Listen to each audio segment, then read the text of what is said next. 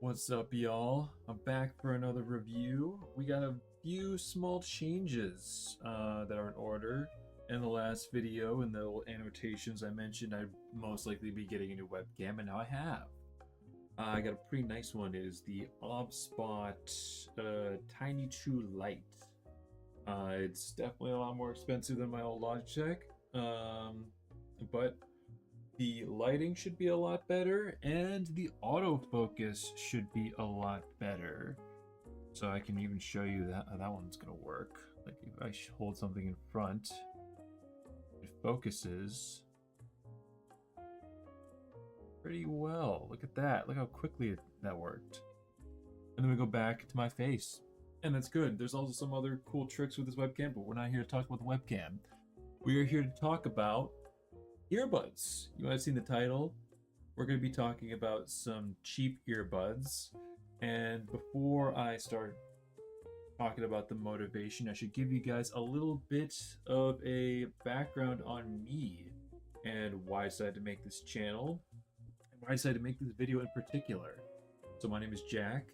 I have been an employee of Micro Center for about 3 years now. And in that time, I picked up a lot of hobbies from working around electronics. I wasn't that interested in electronics beforehand. I did know something about software because that was my major in college, was software engineering, and I had a few jobs in that. But hardware was not really on my radar until I started working at Micro Center. And in particular, I kind of picked up the bug for audio. So this channel is mostly going to be focused on audio, but I'll probably also review other things. But basically, I sort of gained a reputation for knowing some stuff about audio and for getting real nerdy and deep diving into it. And oftentimes I would notice customers, they would go up to this wall of earbuds and they'd be staring at the wall of earbuds. They wouldn't know what to pick. And they'd be looking at it like, most of the time they want something cheap, but they want something good. So they would often ask me like, okay, what's good on here? What do I want? And I feel like this would be a good opportunity to sort of dig into some of those cheap, more affordable, and really accessible earbuds that you might be able to find not only at Micro Center, but at other stores, or even just some really popular ones in general.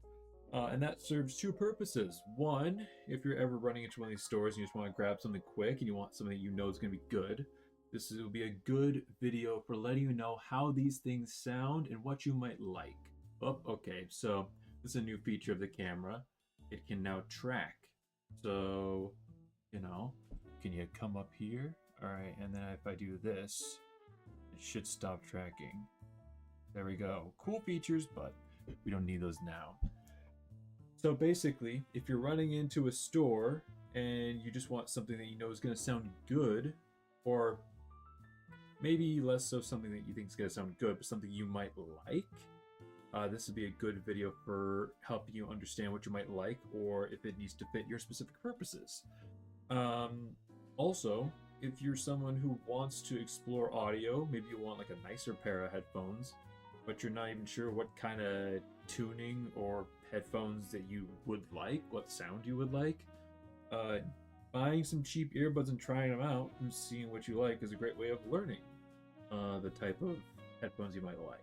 And once you have sort of an ear for the different sounds and what you might like, you can start exploring some of the more expensive headphones without needing to take a leap of faith on a much more expensive pair of headphones, realizing you don't like it, needing to return it, whether it's shipping or bringing it back to the store or whatever.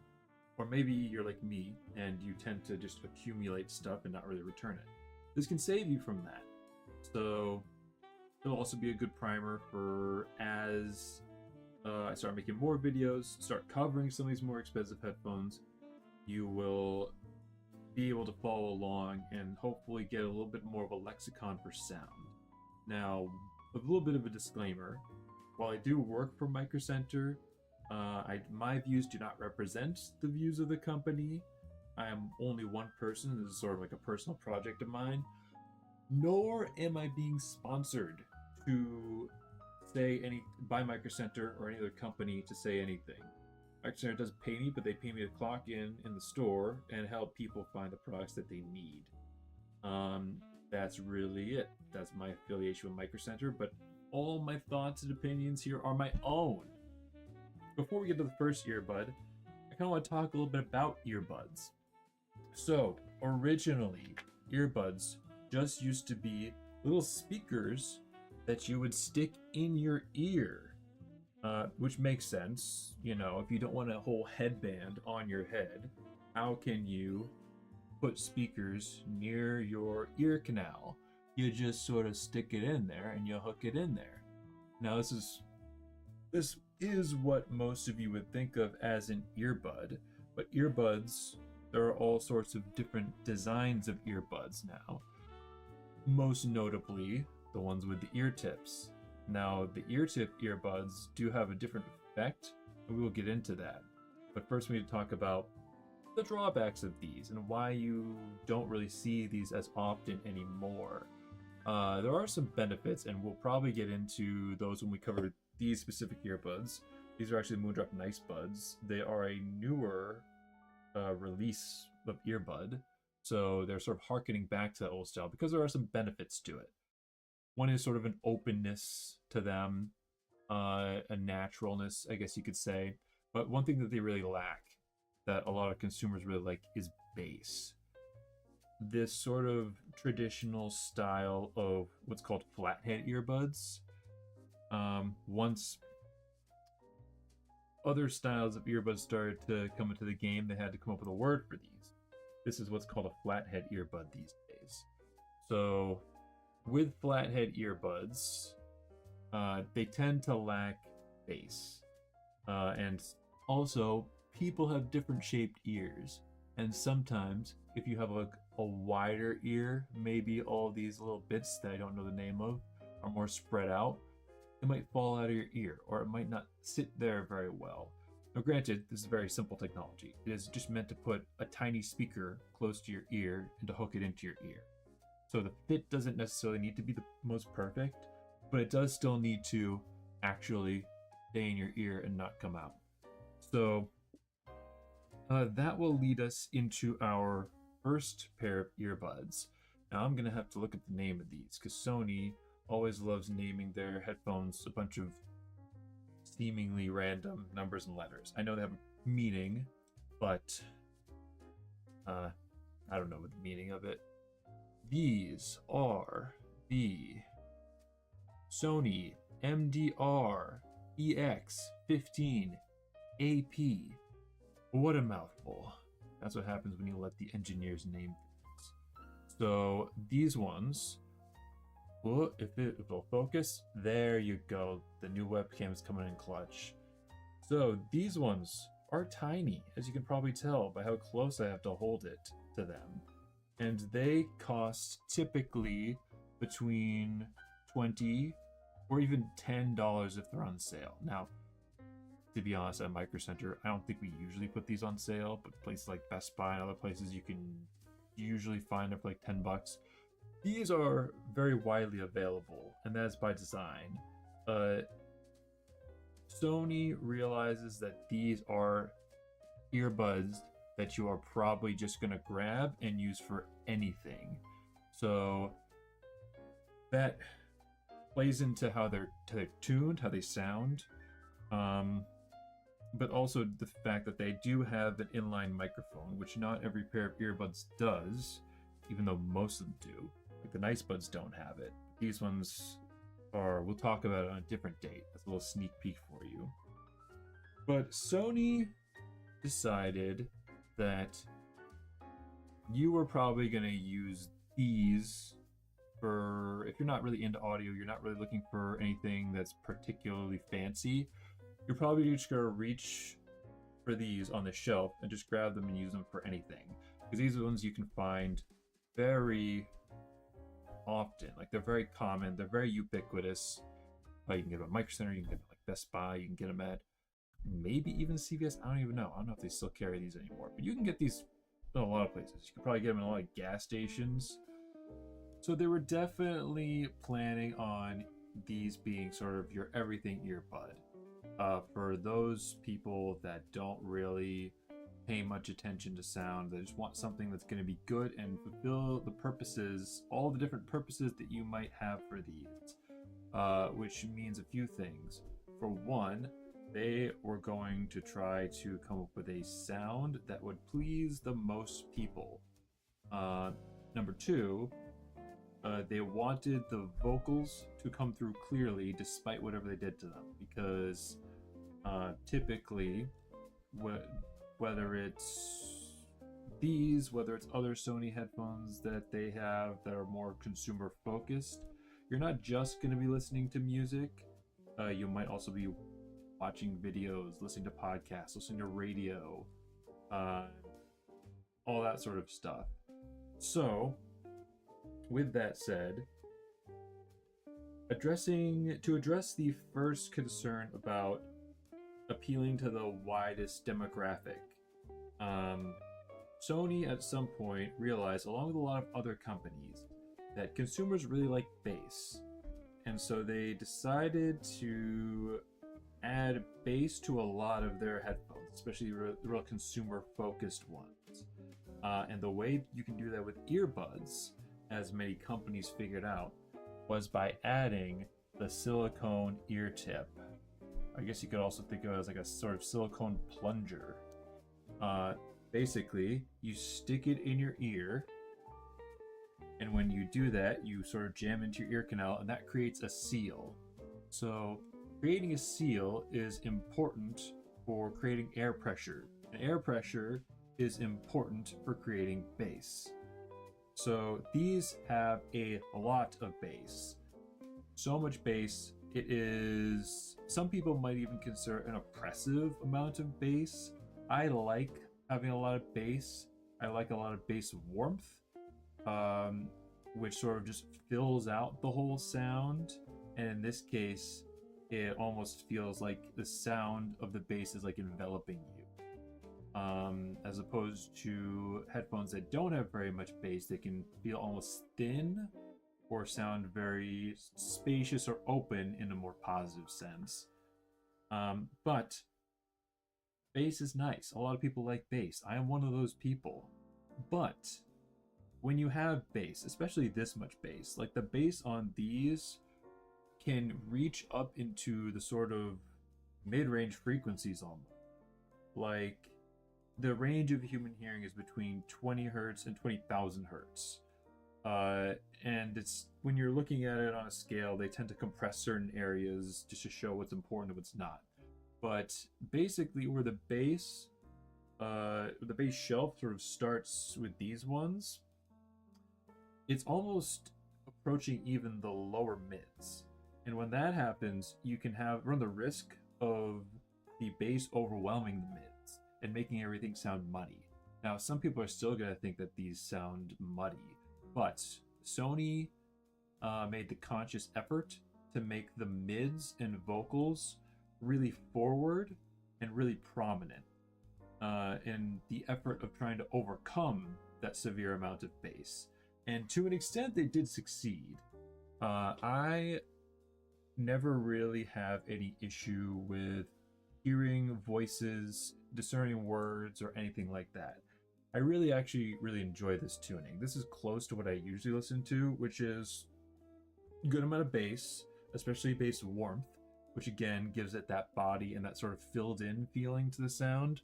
And then also having really prominent, very natural sounding mids. Now, these aren't the most trebly earbuds, and treble is typically where you get a lot of detail.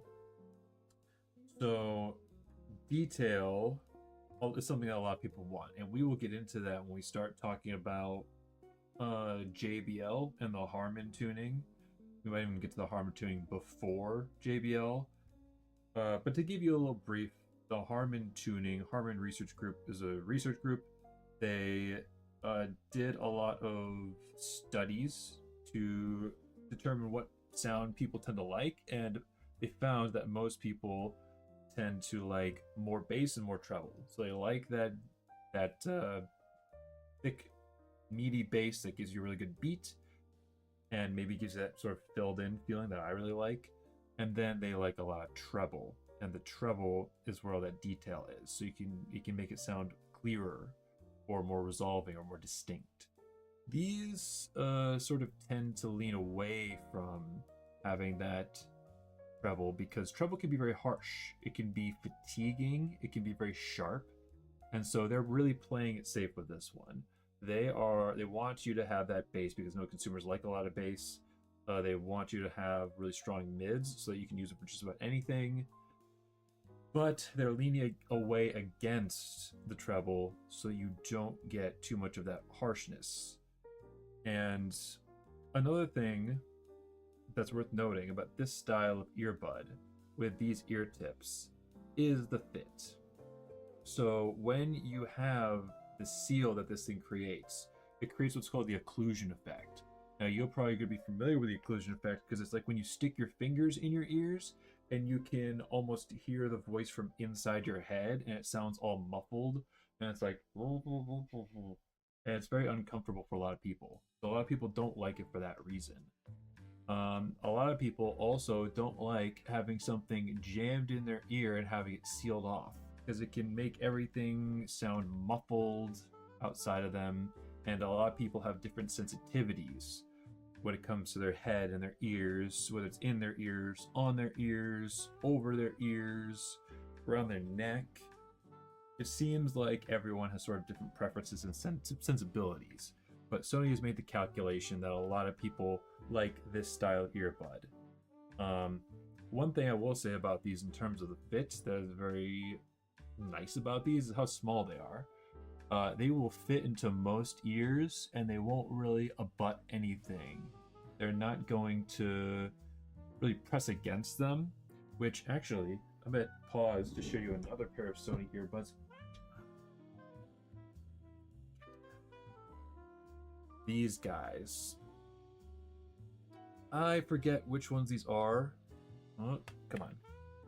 There you go, HubSpot. Now you got it. They have a pretty huge head. So having that huge head, they tend to press apart some of the harder parts of my ear, which makes them feel really sore and uncomfortable. These ones though, these Sonys, these are very small, so they fit in your ear very nicely. But you do sort of have that trade-off of needing to have basically your little silicone plunger in your ear. Another thing that I didn't really think about until my mom got some silicone ear tips is some people are allergic to silicone.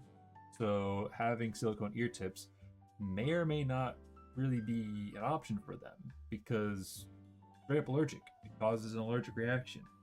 So next we're going to move on to Apple, an Apple solution to this whole thing.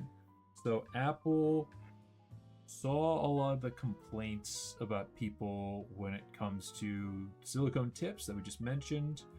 They sort of tried to make the same calculation that Sony did with the tuning and making a tuning that's pleasing. But they were really looking to solve a lot of the comfort and a lot of the basically sort of a similar approach to how Sony did it, where you're trying to make it pleasing to a lot of people. But they took sort of a different route. Now, you might, if you're old enough to remember the older iPhones, you might remember that Apple used to give you flathead earbuds. They used to bundle them with iPhones and iPods and all that sort of stuff. And they never really had the tip style. I think they sort of saw the downsides and were trying to avoid it. So what they did in a sort of evolution of that is Apple have some very good engineers. As expensive as they are very good at what they do. I hate to admit it because, well, I don't really hate to admit it. It's just sort of a trade-off. Apple's pretty expensive most of the time, but they usually have a lot of very good engineers that are very good at what they do, and sound is no exception. So rather than going for the tip style, the evolution of the Apple earbuds became the Apple EarPods. Now, when I'm talking about engineering, they went for the open style, but they tried to solve simultaneously a lot of problems of tipped earbuds, while also simultaneously trying to solve some of the problems of flathead earbuds. So these, in a sense, are kind of flatheads, not quite, because they don't just have a speaker that's flat and pointed at your ear. I guess you could sort of consider these an open style earbud. Now, Apple also realizes that you're probably just going to grab these and use them for anything. So they did give you a microphone, and they had a couple other objectives. One is to make some very comfortable earbuds for a lot of people. Now, these aren't going to be comfortable for everyone because literally everyone's ears are shaped differently. And there's actually a lot of variation between ear shapes. So these sometimes don't even fit in people's ears. They just fall out. But you could also say the same about tipped ears. So it's a calculation all these companies have to make, and deciding for who is going to be their market. But another thing that they did is that same pressure seal that was a benefit to Sony and a lot of most other earbud manufacturers for that case, that same sort of pressure can be uncomfortable for a lot of people and can have some negative effects, like things like standing waves. We still don't really know what standing waves are, but basically it can have both sonic and comfort effects in terms of acoustics. So Apple, you might realize, not only are they an open style and they've got that main port that's directed in the direction of your ear canal but not actually being inserted inside of it, they've also got all of these other ports on them.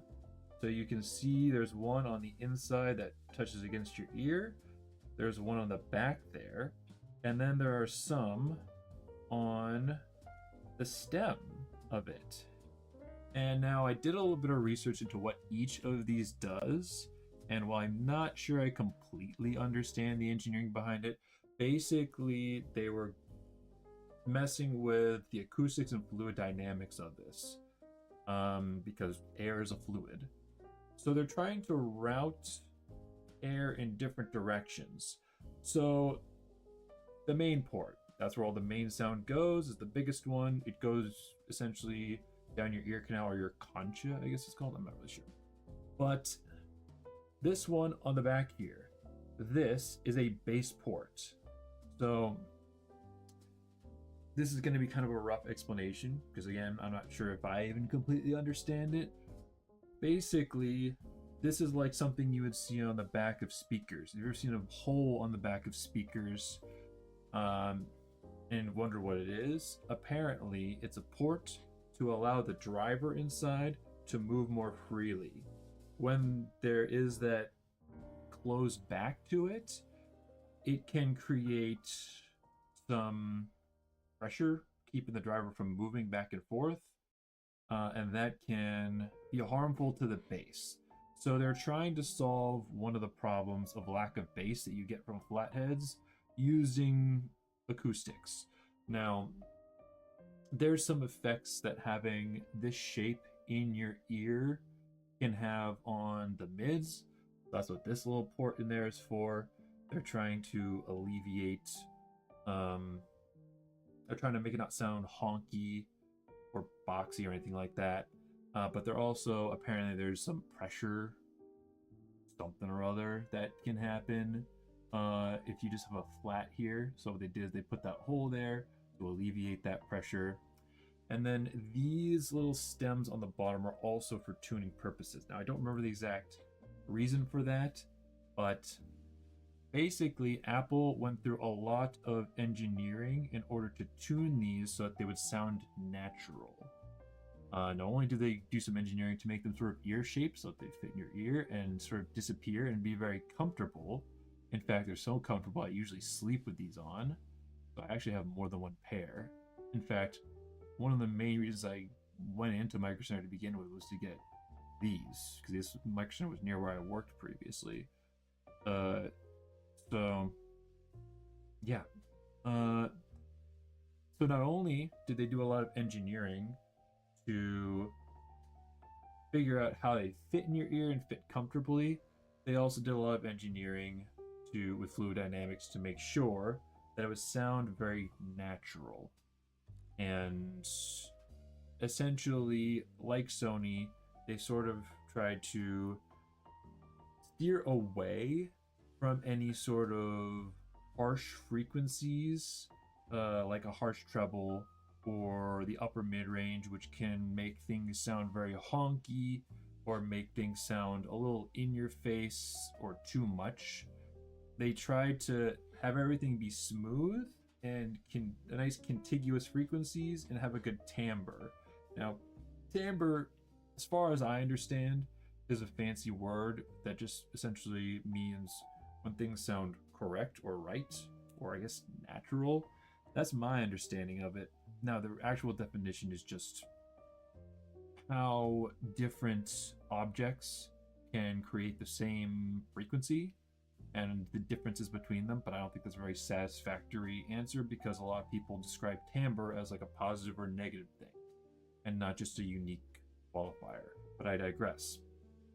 So they're trying to make the earpods sound natural, but they also, by including all these vents here, make it sound more open in a very similar way to flatheads. Flatheads are very open because it's just a speaker that's in your ear. The earpod is also just kind of a speaker in your ear that's a bit more intelligent. They're trying to route the air in more intelligent ways, but all these vents have the added effect of essentially making it an open back headphone in an earbud form. Now, you might be asking yourself, okay, what the heck is an open back headphone? For that, we should probably talk about what a closed back headphone is. So, some of you that are have dipped your toe into hi-fi just a little bit might be familiar with these. These are the Audio-Technica M50X. M stands for monitoring, and monitoring headphones benefit from isolation. So having a closed design, just like with these little ear tips, creates a seal which helps to isolate. So these are basically for recording. If you have watched some behind the scenes video of any recent musicians, you might have seen these. I've seen a video of The Weeknd using these. I've seen a video of Taylor Swift using these. These are very popular monitoring headphone. But basically, most headphones that you'll be familiar with are going to have this plastic yoke around it, or cup. And that cup, obviously, is a solid piece of plastic or metal, or whatever they might be made out of. And since it's solid, it does create that closed design that we just talked about, hence closed back. Now, there are other headphones that are not closed. In fact, Audio-Technica actually makes these guys, the R70X. In fact, Audio-Technica makes a lot of open back headphones. Now you can see here that there's a grill, because inside there is just the driver. The driver is essentially just sitting in a housing, and the back of it is completely open. Now, the effect of that is you don't have the sort of reverberations of the bass bouncing off the cup, and since it's more open, it sounds like a sound source that's just coming from the air around you. So it makes it sound more natural usually, and that openness also contributes to the naturalness, and it creates a wider or deeper sound stage. Now, sound stage, often when people first hear it, their immediate thought is directional sound. Directional sound is actually imaging, so I really don't love soundstage as a term, so I usually try to avoid using that term. But basically, this creates good soundstage, having this open design. It creates an open, airy, very natural sound. However, as we've sort of hit upon with earbuds, it means that you can't create a seal, so you can't create pressure, so you do lose bass. The bass tends to roll off as you get into the lower frequencies. Now, you can generate some bass. Sometimes you can compensate it with just the driver itself and how the driver's frequency response is. And they do try to do that with the R70X as well to an extent with the earpods. The earpods definitely have more of a roll-off than those headphones do. But generally, sub-bass is something that you're going to be missing out on with an open design. Now, sub-bass is the much lower frequencies. Now, I don't remember exactly where sub-bass begins, but you know, you're getting into like the sort of double digits of frequencies. Now, sub-bass, if you're just familiar with bass as just a term, meaning lower tones, there's the upper bass, which is that warmth region that I've already brought up, which is oftentimes what is one of the contributing factors to things sounding natural and filled in and having body. Then there is the mid bass. Now this is where all your like beats typically come in. This is where bass volume and bass punch tends to be. Then there's sub bass. Now sub bass is often described as rumble. So it's also been described as bass that you feel, not necessarily bass that you hear. It's sort of like the Christopher Nolan shaking your seat in IMAX type of bass. If you're familiar with rap, a lot of rap tends to have a lot of sub bass. A lot of EDM tends to have a lot of sub bass, but also has the other bass frequencies as well. Now, the earpods having an open design means that they don't have very much sub bass, and they have some mid bass, but not a ton. They do tend to retain a decent amount of that warmth region, that upper bass, which again contributes to that naturalness. But since it doesn't have as much bass, it basically shifts a lot of the emphasis to the higher regions, and in particular with the earpods, vocals. So the mid-range. The mid-range is where vocals live. And that is something that the Sonys and the Apple earpods have in common, is that they have emphasized vocals. But whereas these ones, they want to have emphasized vocals for the obvious purposes, but also so that to overcome the bass. These ones, they actually have reduced bass to shift that focus to the vocals. Now these ones have more treble than the Sonys, I want to say. Actually, I haven't even looked at the graphs for these to really see how much treble they have. They have a modest amount of treble, so you get that clarity, and they do benefit from that openness when it comes to making things sound a little more lifelike. But overall, they are vocal focused, which is good for musics with a lot of vocals, especially female vocals. But also they realize that you are probably going to reach for these and listen to podcasts and music and radio and all the things we mentioned. Now these ones probably aren't going to be super good when you're on the train. In fact, I know firsthand that they're not very good on the train, because I used to take the train all the time.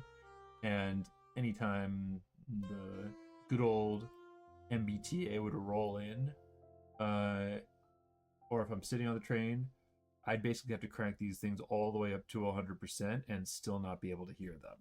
It's definitely easier to hear them on something with a seal, so that's something you're going to want to consider when you're making these purchasing decisions. But then also, active noise canceling usually helps, and active noise canceling headphones are very popular these days. Now basically, I'll give you a small primer on active noise canceling. This video is going to be very long, so I may as well give you a little bit of extra, but we'll talk about it at a later date. But to give you a brief, active noise canceling. So passive noise canceling is just the physical materials that are blocking sounds from getting in your ears. But active noise canceling is where the headphones have microphones, either on the outside, inside of the headphones, or both, that are listening for external noises, and they will actually, the headphones will then play, in addition to the sounds that you're hearing, frequencies that are the opposite of those wavelengths that you're hearing from outside, so that they cancel out. Fun fact about sound: playing opposite wavelengths causes the waves to cancel out. That's actually just true of any waves. physics. Love it. But getting back to these, there's not much left for me to say about these. I really like this sound signature. I think these are my favorites, and I think these do arguably sound the most natural of any of the earbuds that I've realistically heard, but also of all the ones that I have on the table here that we're going to be talking about. I think a lot of people are going to like these. They are a bit bass light. They do still have that warmth region to give it that body and that natural feeling. They are vocal focused, so you're going to a lot of very powerful notes in a lot of music tend to shine with these ones. They have curved off the upper mid-range, so a lot of the meat of mids are in the lower mid-range, basically the 1000 to roughly 2000 region, like 1K to 2K roughly. That's where a lot of the meat of vocals comes in. And then the upper mid-range is where a lot of the presence, or I would call it vocal forwardness, of vocals are. So if you want your vocals to pop and really be in your face, you'd want a little more of that 3 to 4K region, that vocal presence region. But our ears tend to naturally amplify that sound. So Apple made the calculation to actually take a little bit out of that region, because that is one of those harsh sounding frequencies that they're trying to avoid. And I kind of agree. I like it. It does make it sound a bit more natural. And then they do have a bit of a rolled off treble, like especially the mid treble can be very harsh, have some sharp tones to it, like sibilants, like your S&T sounds. They want to avoid that too. And then the upper treble, I don't remember how the upper treble is on these. Upper treble is typically what makes it sound, things sound very light and airy and ethereal, I guess you could say. And that's what gives you a lot of that sound stage. So basically, these do have a decent amount of space and openness to them. I don't remember if that's a result of treble, but it's definitely contributed to by the openness of these. A couple notes before we move on. I don't think either of these are necessarily amazing for gaming. These ones will probably be a little bit better for gaming, but they're going to be pretty average. If you want to game with them, that's fine. I think there are better options, including at least one that we're going to be talking about. In fact, let's move on to that one. So this is right here, the Moondrop Chu IIs. Now Moondrop is a Chinese company, and they got famous from making IEMs, aka in-ear monitors. So you might remember, while I untangle this, you might remember that when I was talking about these headphones, I said these were monitors. These are meant for recording music and monitoring the sound so that you can correctly hear how you sound and how your bandmates and everyone sound over the sound of all the music being played. So they need to be isolating. And so if you've ever watched someone who's on stage who's like dancing around, they'll probably have earbuds.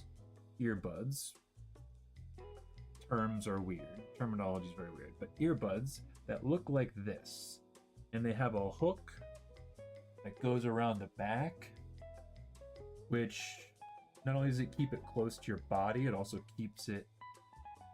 You can either have it run down the front of your shirt, or I've even seen some artists have it around the back and have it run down the back of your shirt. But these are in-ear monitors, so these are for monitoring sound. So when, you know, your favorite artist is dancing around and playing music, they can actually hear themselves and what they sound like. Now, monitoring headphones, a lot of people will use them for mixing. I don't think they're necessarily the greatest for mixing because they are actually fairly colored and embellished, usually. Depends. Like the Sony MDREX15AP, which is another classic pair of monitors. Those ones are a little more neutral, but they do still have like a bass bump, a little bit of a treble bump. But these ones, the M50X and several others, actually enhance certain frequencies and embellish them so that you can hear certain sound cues that you need to hear over the din of all the other noise that's happening. And in-ear monitors traditionally are also supposed to have that sort of style of tuning, that really embellished tuning. However, a lot of people were using them for casual listening, for that embellished tuning, but also just for the sound quality, because you usually get very good sound quality of in-ear monitors. Now, the Moondrop Chu's, Moondrop got famous for making the sort, like basically making monitors for casual listening and casual music listening, as far as I understand. I might be wrong about that, but they do make a lot of very casual IEMs. However, these ones, the Moondrop Chu IIs, are a quite neutral tuning. So they actually follow closely to the Harman target. Not too closely. I don't remember how much bass they have compared to the Harman target. I could pull it up, but I don't know if I'm going to. But basically, I think they're actually maybe even more neutral than Harman. So let's talk about Harman. So Harman is a company, and they did a lot of research into figuring out what sound people would like. So they basically tried to get a very neutral audio setup. I don't remember if it was headphones or what, and then they gave people a bunch of knobs that they could change that would turn up certain frequencies.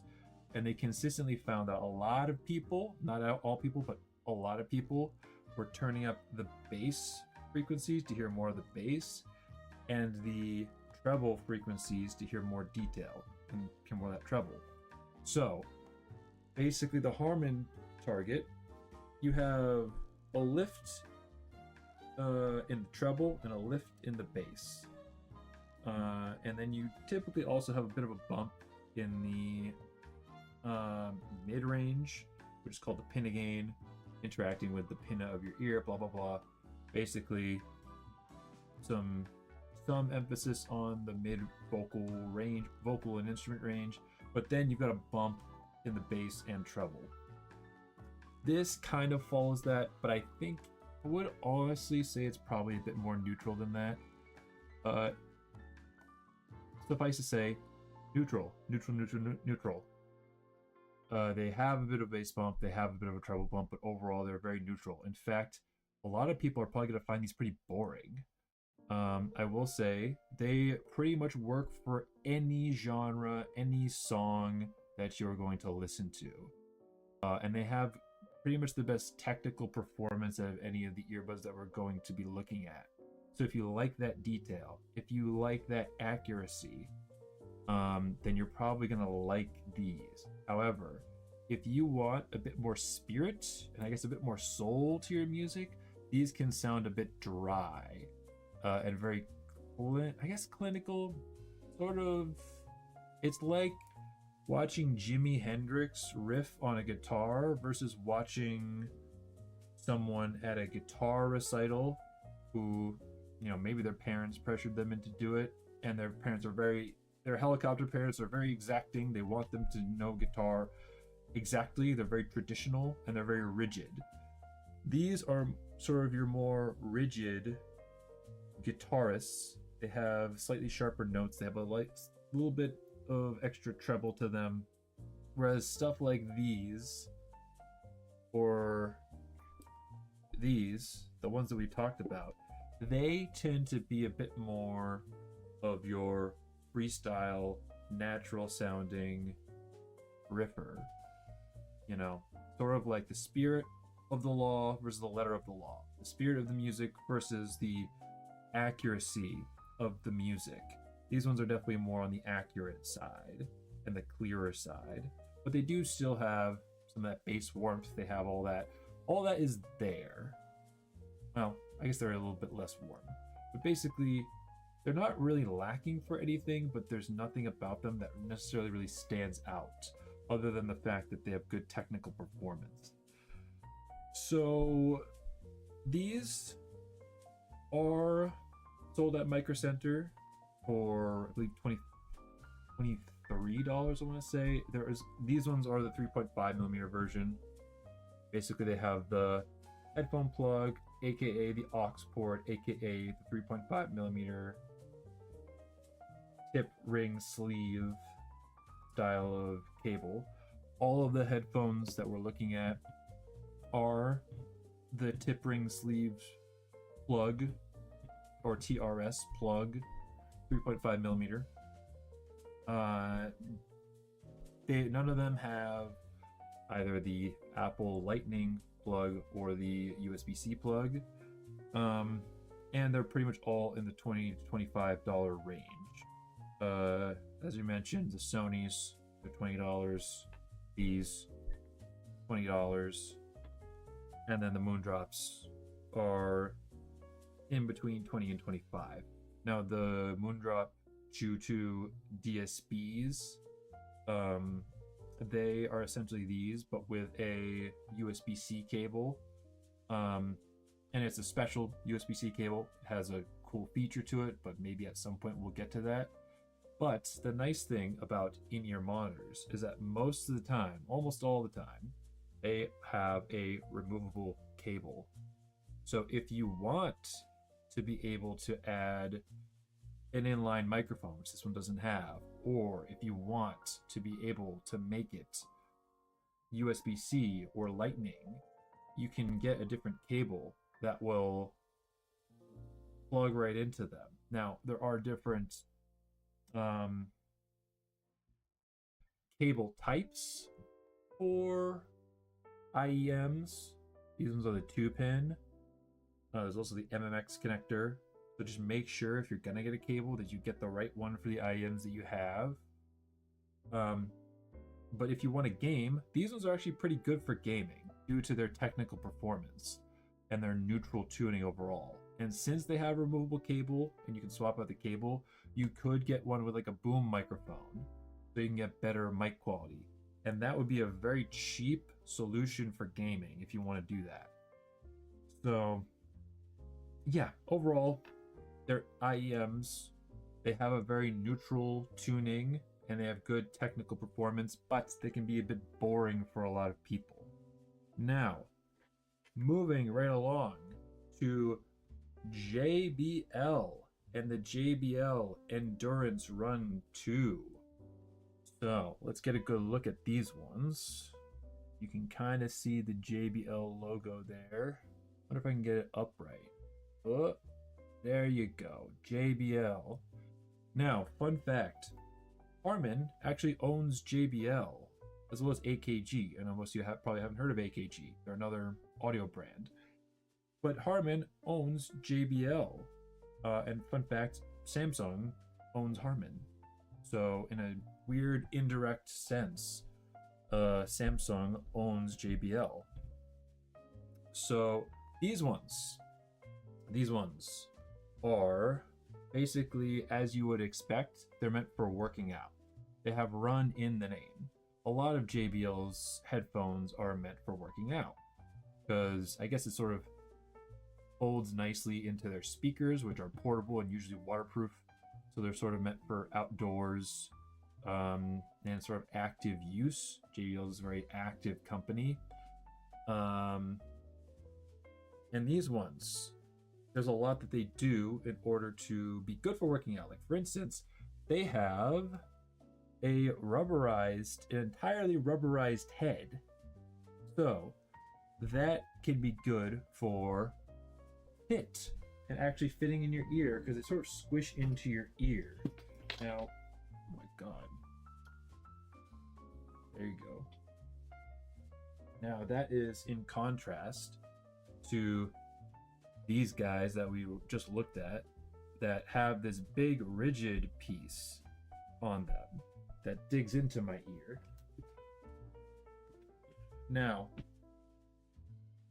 the fact that they have this squishy overall rubberized head Not only is that good for fit, that's also good for waterproofing. Now, these aren't waterproof. They do have a pretty high water resistance rating, so they're usually pretty water, sweat, and dust resistant, which is nice.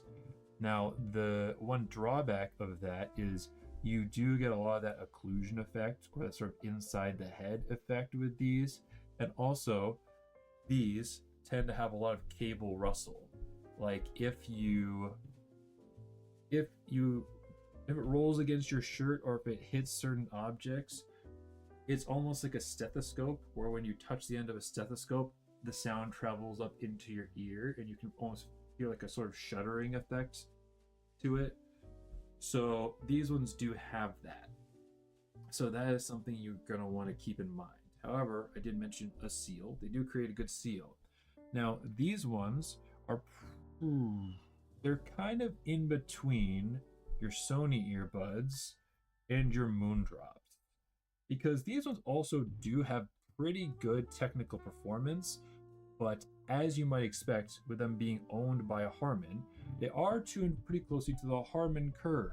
So they do have a bass bump and a bit of a treble bump. So they are a bit more resolving. However, they do, unlike the Sonys, the mids are a bit more sucked out. Like the lower mids, they sort of took a little bit out of and gave you a little bit more upper mid range. So you get a little bit more of that vocal forwardness. But I've noticed that on certain tracks or certain notes, when certain recording artists are hitting certain notes, it's almost as if the note trails off. It's sort of like a and then you're sort of like, is something, where did it go? Or certain syllables maybe you can't quite hear. Like, these are not necessarily meant for vocal clarity. They're really more so meant for working out. Now, they do decently at clarity because they have a little bit of extra treble to them, but they're really not meant to emphasize the mid-range. They're more so meant to be a bit more V-shaped, meaning treble and bass go up in the ends, which creates more of a V, and that the mid-range is a bit more reduced, which makes sort of like a V shape to them. So they are fairly Harman, and they have a bit more of a reduced mid-range. However, I would say these ones do sound fairly neutral and natural, kind of like the Moondrop Chu IIs, but they definitely have more of a saturated sound to them, which I like. I really like that. They sound more natural and less precise, clinical. They're more of your Jimi Hendrix riffer. They're closer to the Jimi Hendrix riffer type of sound than the classically trained guitarist type of sound, if that makes any sense, to use that analogy one more time. So if you want something that has a little bit of everything, it's got a little bit of detail, it has a sort of natural filled in tone to it, and it has a decent amount of bass and sub bass,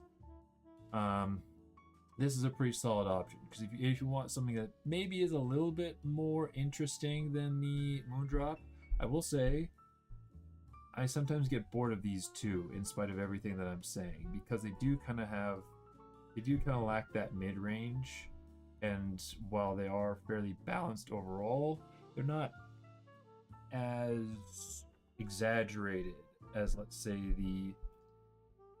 the mid-range is on the Earpods, or the mid-range and bass is on the Sonys. So they are almost playing it more safe in some ways and less safe in others than the ones that we've looked at. But if you want that really thick, sort of filled in sound without losing too much clarity, then these might be a good option for you. But if you really want that clear mid-range, I think any of the other three would likely be a better option. So I think that's all of the earbuds we wanted to cover today. So If you thought this was a good video and this is helpful, definitely like the video. If you want to see more of this sort of candid, talking at screen sort of rambler style, subscribe to this channel. I know I'm called Rambler, but I hope I at least didn't ramble too much this video. And I hope you enjoyed, and I hope to see you again on another video. Who knows? I know I definitely will be reviewing the Nice Buds and talking more about the differences with flatheads and really digging into that more. But these ones, fun fact, are $10, so maybe I'll even do like a $10 tier. Do an ultra shoestring budget type of thing.